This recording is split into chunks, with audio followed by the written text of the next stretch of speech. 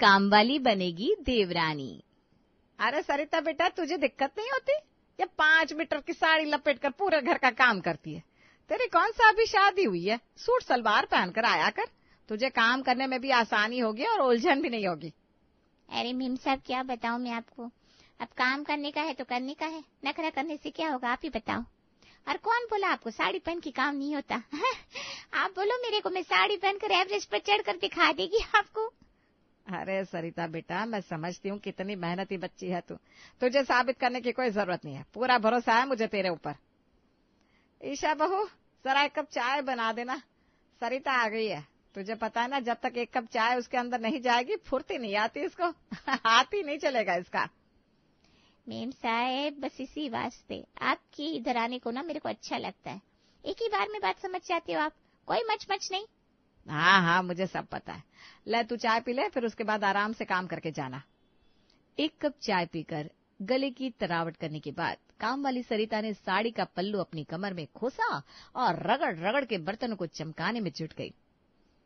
माँ जी, एक बात बताऊं आपको, ये सरिता इतना चमका कर बर्तन मांज के जाती है ना कि सुबह सुबह उठकर 1 कप चाय बनाकर इसे देने में मुझे जरा से भी तकलीफ नहीं होती, वरना काम वाली को चाय बनाकर पिलाए मेरी जूती। बिल्कुल ठीक कहा बहू तूने, बात तो है सरिता में। थोड़ी देर बाद सरिता ने झाड़ू पोछा बर्तन डस्टिंग वगैरह करके घर को बिल्कुल चाक चौबंद कर दिया था। अरे छोटी मैम साहब, लाओ आपके कपड़े, छत पर फैला देती है। अरे रे रे, आपका छत कितना गंदा हो रहा है, इतनी गंदगी में कैसे रह लेते हो आप लोग? मैं तो इतनी गंदगी में पैर भी ना रखूं। अरे अब करे तो क्या करे, मुझसे तो इतनी धूप में छत की धुलाई होती नहीं। और तुझे पता है, हमारी पिछली काम वाली ना इस छत की फसाद की वजह से ही भाग गई थी। माँ जी ने उसे छत धोने के लिए बोल दिया और वो माँ जी से लड़ पड़ी, बस फिर क्या था। माँ जी कोई सुनने वालों में से तो है नहीं, उसने 2 सुनाए, माँ जी ने 10 और निकाल दिया उसे काम से। अब तुझसे क्या छुपाना सरिता, तू तो समझती है ना। अरे अकेले इतने बड़े घर का काम संभालना मेरे बस का नहीं है, इसलिए मैंने तो कसम खा ली है, छत गंदी हो या कीड़े पड़े, मैं तो आंख नाक कान बंद करके बैठी हुई। तेरी बात और है, लेकिन बाकी काम वालियां ना बड़ा एटीट्यूड लेकर आती हैं आजकल, उनसे तो काम करने को कह दो तो 36 बातें सुनाती हैं। अरे मेम साहब, काम चोर है सारी की सारी, आप ना मेरे को बताया करो ये सारे काम। सरिता है ना, सब करके देगी आपको एकदम चकाचक। आप ऐसा करो, 10 मिनट रुको, मैं 5 मिनट में पूरी छत एकदम चमका के आती है। काम वाली की बात सुनकर बहू ईशा का चेहरा खुशी से खिल जाता है, क्योंकि अभी 2 दिन पहले ही उसने सास शांता से इसी बात पर अच्छी खासी डांट खाई थी। एक बात बताओ, काम वालियों को सिर्फ झाड़ू पोछा बर्तन का ही पैसा देते हैं हम लोग? अगर फालतू काम करवाएंगे तो वो तो मच मच करेगी ही ना। मैं कहती हूँ घर के सारे काम सरिता करके जाती है, एक आध काम में तू भी हाथ लगा लेगी तो तेरे हाथ कोई खींच कर छोटे नहीं हो जाएंगे। मम्मी जी, आपकी आंखों में मैं ही खटकती रहती हूँ ना। पहले कोई ढंग की काम वाली नहीं मिलती थी, इसलिए काम वाली के जाने के बाद आप उनके किए हुए काम में नुक्स निकालकर एक बार फिर से मुझसे झाड़ू पोछा लगवाती थी। लेकिन अब तो ये सरिता आ गई है, इसने हमारे सारे कष्ट ही दूर कर दिए। कम से कम अब तो मुझे चैन से जी लेने दीजिए। बहू, ये कहानी है ना तेरी किसी और को सुनाना, खूब जानती हूँ मैं कितना बढ़िया तरीके से पोछा लगाना आता है तुझे। एक बार पोछा भिगोकर पूरे घर में रगड़ कर आ जाती है तू। अरे तू तो इन काम वाली की भी सरदारनी है, काम वालियां तो फिर भी पूरे घर में पोछा करने के लिए 2-4 बार धो लेती है, तू तो उनसे भी गई गुजरी है। तुझसे काम कराना मतलब चोरों के हाथ मोर मरवाना। ये झाड़ू पोछा छोड़, पहले तू झाड़ू उठा और पूरे छत की सफाई करके आ। अरे मम्मी जी, कमाल कर रही हो आप, इतनी गर्मी हो रही है घर के अंदर, मैं पसीने पसीने हो रही हूँ और आप चाह रही हैं कि मैं बाहर 45 डिग्री की गर्मी में छत धोऊंगी? ना बाबा ना, मुझसे ये सब नहीं होने वाला। अरे चुप कर, पूरे दिन बिस्तर पर पड़ी रहती है। अरे जंग लग जाएगा इन हड्डियों में, थोड़े हाथ पैर हिला लिया कर। चल जा, जाकर फटाफट चमका करा। एक बात बता, छत पर कपड़े सुखाने जाती है ना रोज रोज, तुझे खुद दिखाई नहीं देता कितनी मोटी मिट्टी की परत जमी हुई है वहां? तेरी नजर कमजोर है क्या? विशाल, शादी के समय तुमने मुझसे वादा किया था कि तुम अपनी मम्मी की गलत बातों का विरोध करोगे और हमेशा मेरा साथ दोगे। देख लो अब तुम्हारी माँ कैसा बर्ताव कर रही है मेरे साथ।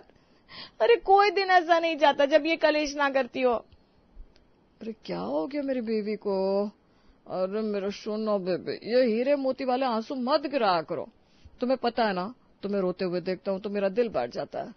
अरे चुप कर नालायक, माँ सामने बैठी है लेकिन शर्म नहीं आ रही। चले बीवी को गोद में बिठाकर खिलाना शुरू कर दिया। आया बड़ा सुनने बीवी वाला, दूध पीती बच्ची नहीं है तेरी लुगाई, खा पी के 25 साल की हट्टी कट्टी घोड़ी हो रखी है। एक आध काम में हाथ लगा लेगी तो घिसकर आधी हो जाएगी क्या? ठीक है विशाल, अगर तुम्हारी मम्मी को यही मंजूर है ना कि भरी दोपहरी में मैं छत पर जाकर घिस घिस कर छत की सफाई करूं, तो ठीक है, जा रही हूं मैं छत पर। लेकिन फिर देख लेना, थोड़ी देर बाद चक्कर खाकर छत पर गिरी हुई मिलूंगी मैं तुम्हें। माँ क्यों ईशा को परेशान कर रही हो? आपको छत ही साफ करवानी है ना? ठीक है, मैं पूरी छत की सफाई कर देता हूँ। अच्छा मेरे जोरू के गुलाम, मुझे भी तो पता चले तू छत की सफाई करेगा तो तेरी जगह ऑफिस कौन जाएगा? ये तेरी चोई मुई लगाई। चुपचाप बैग उठा और ऑफिस के लिए निकल। घर के काम संभाला मेरी जिम्मेदारी है, मैं अपने तरीके से देख लूंगी। और ईशा बहू, तुझे भी ज्यादा खून सिखाने की जरूरत ना है। अपनी नाटक कंपनी बंद कर, कोई जरूरत नहीं है तुझे भी सफाई करने की। जाकर अपना काम कर। फिलहाल तो ईशा को छत की सफाई के काम से छुटकारा मिल गया था, लेकिन ईशा जानती थी कि ये तलवार 2-4 दिन बाद फिर वापस उसके गले में आकर लटकने वाली है। इसलिए आज जब कामवाली सरिता ने छत साफ करने की बात करी, आहा, ईशा खुशी खुशी उससे छत साफ कराने के लिए तैयार हो गई। अरे माँ जी, हमारा इतना बड़ा 6 कमरे का मकान है, इतने बड़े घर की साफ सफाई के बारे में सोच कर ही मुझे तो चक्कर आने लगते हैं। लेकिन सरिता को देखो, पूरे घर की साफ सफाई की, झाड़ू पोछा किया और उसके बाद खुद ही इतनी बड़ी छत की सफाई भी करने को कहने लगी। मानना पड़ेगा माँ जी, बड़ी सॉलिड है ये सरिता। देख ईशा बहू, बुरा मत मानना, लेकिन जो बात है सो है। साड़ी पहनकर जब वो जूड़े में गजरा लगाकर निकलती है ना, कसम से उससे देखकर कोई कह नहीं सकता कि ये काम वाली है। इतनी सुंदर है कि कभी कभी तो मेरा मन करता है मैं उसे ही अपने घर की बहू बना लूं। आपके कहने का मतलब क्या है? आपके घर में काम करने वाली नौकरानी आपको बहू से ज्यादा पसंद है? देख बहू, रंग रूप खूबसूरती पर कोई किसी का जोर थोड़ी ना है कि वो काम वाली है तो सुंदर नहीं हो सकती। भगवान ने रंग रूप देने में कोई कमी नहीं करी उसे। तो बता, क्यों ना एक माँ का दिल चाहे कि उसके जैसी लड़की बहू बनकर घर में आ जाए। अरे मम्मी, क्या बात कर रही हो? ठीक है, आपको कामवाली के हाथ का काम पसंद आ रहा है तो उसे 100 रुपया बख्शीश दे दो, लेकिन ये कौन सी बात होती है कि आप सीधा उसे अपनी बहू बनाने के ख्वाब देखने लगी? अरे मेरा टिफिन बन गया हो तो टिफिन दे दो, मैं अपना डब्बा लेकर ऑफिस जाऊं। आप दोनों सास बहू की मुंगेरी लाल वाली बातें सुनने और समझने की मेरे अंदर शक्ति नहीं है। हाथ हो गई है बिल्कुल। माँ की बात को किनारे कर अंशु अपना टिफिन लेकर ऑफिस के लिए निकल जाता है। संडे का दिन था, सभी लोग सोफे पर बैठकर आराम से टीवी का मजा ले रहे थे। तभी सास शांता बहू ईशा से 1 कप चाय बनाकर देने के लिए कहती है। गाड़ी की तरफ टाइम तो देख ले, 4:30 बज गए। तुझे पता है ना 4:30 बजे चाय पीने की इच्छा होने लगती है मुझे। माँ जी, आप ना मुझे थोड़ी सी देर भी सुकून से बैठने नहीं दे सकती। 4:30 की जगह अगर 5 बजे चाय पी लेंगे तो क्या हो जाएगा? इतना बढ़िया एपिसोड आया है टीवी में, ये सही है भाई। घर की बहू पूरा दिन काम करे और बाकी लोग आराम से सोफे पर पसर कर अपना मनपसंद सीरियल देखे। अरे मेम साहब, आप काहे को छोटी मेम साहब के साथ मच कर रह लिए? आपको चाय पीने का है ना, मैं बना कर देती है आपको चाय। और चाय क्यों, आज तो संडे का दिन है, संडे को मैं कुछ ना कुछ स्पेशल खाना बनाती है ना, इसलिए मैं आपके लिए चाय के साथ ब्रेड रोल बना देगी। 3 दिन से रसोई में वो पैकेट पड़ा हुआ है, अगर आज भी ब्रेड का इस्तेमाल नहीं हुआ ना तो आपको कूड़े में फेंकना पड़ेगा। अरे बेटा, कभी कभी तो मुझे इस बात पर शक हो जाता है कि मेरे घर की बहू तू है या ईशा। सबका कितना ख्याल रखती है। तुझे इस बात की चिंता है कि घर में रखा हुआ सामान खराब न हो, लेकिन ये ईशा, इसे किसी बात की चिंता नहीं। देवर जी, ज्यादा खुश होने की जरूरत नहीं है। यहाँ मेरी बुराई नहीं हो रही, बल्कि आपके लिए कब्र खोदने का काम चल रहा है। कहीं आपकी शादी ना करवा दे माँ जी इसके साथ। बेचारे अंशु को क्या पता था कि भाभी की मजाक में कही हुई ये बात पत्थर की लकीर साबित हो जाएगी। 2 दिन बाद जब अंशु ऑफिस से घर आया तो उसने देखा सरिता सोफे पर बैठे हुए शर्मा रही है और माँ शांता ने उसकी गोद में सुंदर सी साड़ी, नारियल और मिठाई रखी हुई है। अरे अंशु बिल्कुल सही समय पर आया है बेटा, चल यहाँ बैठ जा और सरिता के मुंह में मिठाई खिलाकर इस रिश्ते को पक्का कर बेटा। मम्मी, ये क्या कर रहे हो आप लोग? मैं सरिता को मिठाई क्यों खिलाऊंगा? देख बेटा, एक बहू कामचोर निकम्मी घर में पहले आ चुकी है, अगर दूसरी बहू भी ऐसी ही निकट्टू आ गई ना तो मैं तो फांसी पर लटक जाऊंगी। अरे एक बुढ़िया के ऊपर थोड़ा तो तरस खाओ तुम दोनों भाई। देखो बेटा, सरिता के अंदर ना कोई कमी नहीं है, और तुझे पता है आज ही बताया इसने 12वीं तक पढ़ी हुई है, सुंदर है, सुशील है, मेहनती है, और सिर्फ पढ़ाई की ही तो बात है ना। अरे हमारे यहाँ शादी हो जाएगी, फिर चाहे तो कलेक्टर बना देना, इससे क्या फर्क पड़ता है। इससे पहले कि बेचारा अंशु शादी के लिए मना करता, शांता ने इमोशनल ड्रामा शुरू कर दिया था, जिसके आगे हथियार डालकर अंशु को शादी के लिए हाँ कहना ही पड़ता है। सादगी से शादी के फंक्शन निपटाने के बाद सरिता अग्रवाल परिवार की बहू यानी कि मिसेस अंशु अग्रवाल बन गई थी। शादी के 2 दिन बाद। साहब उठिए ना, सुबह हो गई, वरना आप ऑफिस के लिए लेट हो जाएंगी। अरे यार, ये क्या तरीका हुआ? तुम मुझे साहब क्यों बुला रही हो? अब हमारी शादी हो गई ना, अब ये साहब कहना छोड़ दो। ठीक है साहब, अगर आप बोलते हैं तो मैं नहीं बोलेगी आपको। अच्छा चल ठीक है, तैयार हो जाओ, जल्दी से बाजार चलते हैं, तो मैं कुछ अच्छे कपड़े दिलवा देता हूँ। अंशु और सरिता बाजार पहुंचते हैं। बाजार पहुंचकर, हाँ, ये मेरी वाइफ है, इनके लिए कुछ लेटेस्ट ड्रेसेस दिखाओ प्लीज। सर, मैडम का रंग तो बिल्कुल गुलाब की तरह है, इनके ऊपर तो हर रंग खिलकर आएगा। ये देखिए, एक से बढ़कर एक ड्रेस है हमारी शॉप में। देखो सरिता, ये वाला ड्रेस तुम्हारे ऊपर कैसा लगेगा, जरा ट्राई करके दिखाओ। अरे भैया, मैं ऐसे कपड़े नहीं पहनती, मेरे को तो बस साड़ी ही जमती है। अरे सर, आप तो कह रहे थे ये आपकी मिसेस है, ये तो आपको भैया कह रही है। सरिता, क्या कर रही हो? अपने पति को कोई भैया कहता है क्या? अरे वो भैया, मेरे को ना साहब या भैया को साहब या भैया बोलने की आदत है। आपने बोला साहब नहीं बोलने का, तो फिर मैं भैया ही बोलेगी ना। अरे तुम मुझसे हाथ जुड़वा लो। तुम ऐसा करो, साहब ही बोल लिया करो, कम से कम भैया तो मत बोलो। कुछ तो मेरी इज्जत का ख्याल करो। देख रहे हो लोग कैसे नजर से देख रहे हैं मुझे। शॉपिंग का सारा मूड खराब हो चुका था। बेमन से 1-2 ड्रेस लेकर अंशु वापस घर लौट आता है। अगले दिन, सरिता बेटा, वैसे तो तू इतने सालों से इस घर में हमारे बीच में हमारे परिवार का सदस्य बनकर रह रही थी, लेकिन अब तू इस घर की बहू है। आज तेरी पहली रसोई है, अब दिखा दे अपने हाथों का जादू। सारे रिश्तेदार इंतजार में बैठे हैं कि आज तो बहू के हाथ का स्पेशल खाने को मिलेगा। सास की बात सुनकर सरिता दोनों कोहनी घुटने पर टिकाकर जमीन में बैठ जाती है। बड़ी मेम साहब, आपको तो पता ही है, एक कप चाय जब तक मेरे को मिलती नहीं, मेरे बदन में फुर्ती आती नहीं। मेरे को 1 कप चाय बना कर दो, उसके बाद में चुटकियों में काम निपटा देगी। अरे सरिता, ये क्या मेम साहब लगा रखा है? अब मैं तेरी सास हूँ, मम्मी जी बोला कर। और बोल मत, अब तो इस घर में काम वाली बनकर नहीं आई है जो 1 कप चाय के बिना तो अपनी जगह से हिलेगी नहीं। और ये क्या नीचे बैठ जाती है तू बात बात पर? खड़ी हो, घर में इतने महंगे सोफे रखे हैं, ये क्या शोपीस के लिए बनवाया हमने? तू तो पूरी इज्जत का कबाड़ा करके रख देगी। अरे ईशा दीदी, इसमें इतना शर्माने वाली कौन सी बात है? चाय तो मांगिए, कौन सा दारू मांग ली जो आप लोग इतना हाय तोबा मचा रहे हो? अरे बना कर देते इसको 1 कप चाय, वरना ये सारा गुड़ गोबर कर देगी। ईशा जल्दी जल्दी 1 कप चाय बनाकर सरिता के आगे रख देती है और सरिता जमीन में बैठकर चाय को प्लेट में पलट के सुर करके पीने लगती है। अरे शांता, ये कैसी बहू ले आई भाई तू अपने पढ़े लिखे इंजीनियर बेटे के लिए? हमें तो बहू के लक्षण कुछ सही नहीं लग रहे।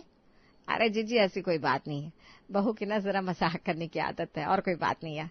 आप बिल्कुल भी टेंशन ना लो, अभी आप इसके हाथ का खाना खाओगी ना तो उंगलियां चाटती रह जाओगी। बड़ा स्वाद है मेरी सरिता के हाथों में। सरिता बेटा, बस बहुत हो गया तमाशा, अब खड़ी हो जा और फटाफट खाना बना। सरिता खाना बनाना शुरू कर देती है। तभी थोड़ी देर बाद वो देखती है कि घर में एक नई काम वाली आ गई है।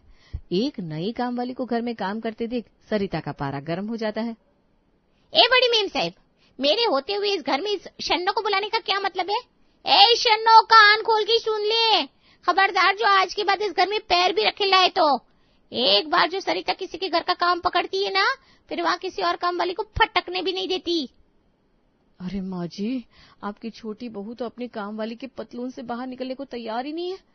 उसको पहले बिठाकर समझा दो कि अब वो इस घर की बहू है, नौकरानी नहीं। ईशा बहू, मुझे तो खुद समझ में नहीं आ रहा कि पता नहीं कौन सी भाषा समझती है ये।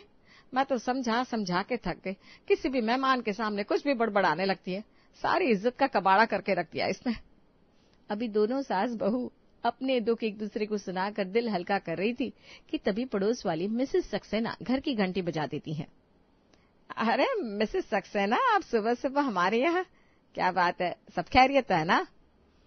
बहन जी, हम तो ये पता करने के लिए आए थे कि ये सरिता का काम खत्म हुआ कि नहीं, कितने बजे तक काम करने आएगी ये? अरे मम्मी जी, ये आंटी जी क्या बोल रही है? सरिता अब कॉलोनी के घरों में जाकर झाड़ू पोछा बर्तन करेगी क्या? हमारे इतने बुरे दिन आ गए कि लोग हमारे घर में काम वाली ढूंढने के लिए आ रहे हैं। अरे तू रुक जाना, मैं बात कर रही हूँ। देखो बहन जी, आपको गलतफहमी हो रही है।